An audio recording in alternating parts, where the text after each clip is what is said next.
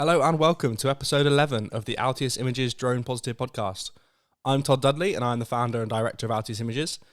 As a drone pilot, the negative press that drones receive annoys me no end.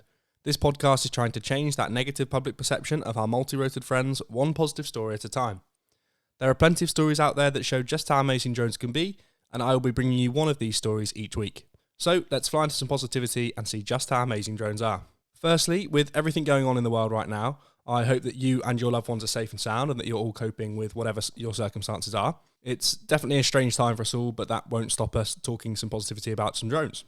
Around the world, authorities are turning to drones in the battle against the coronavirus pandemic, using them to enforce lockdowns and disinfect urban areas. With dozens of cities in lockdown, the technology has become an important tool in keeping people off the streets.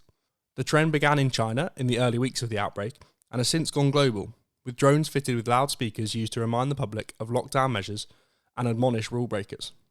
Many other countries, including Spain and France, are now adopting similar techniques, and police in France have been testing surveillance drones to identify those who have broken the country's confinement laws. Didier Lallemant, the Paris police prefect, had this to say: "A drone is not going to replace a police officer, that goes without saying, but it is part of the information gathering."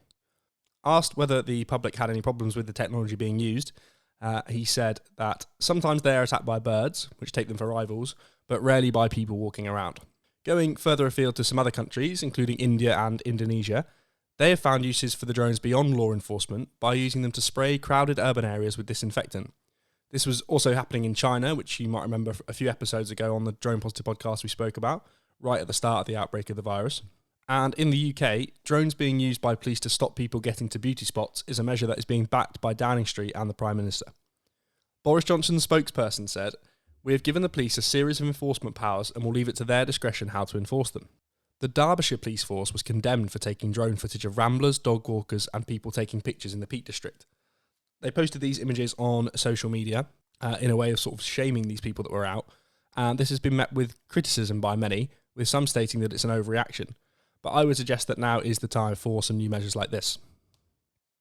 So all over the world, the technology is being used to help with the consequences of the virus, whether it's law enforcement or disinfectant.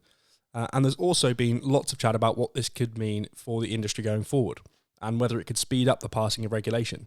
Now more than ever, the use of drones for surveillance or delivery of food, goods and medical supplies seems like the most logical thing in the world.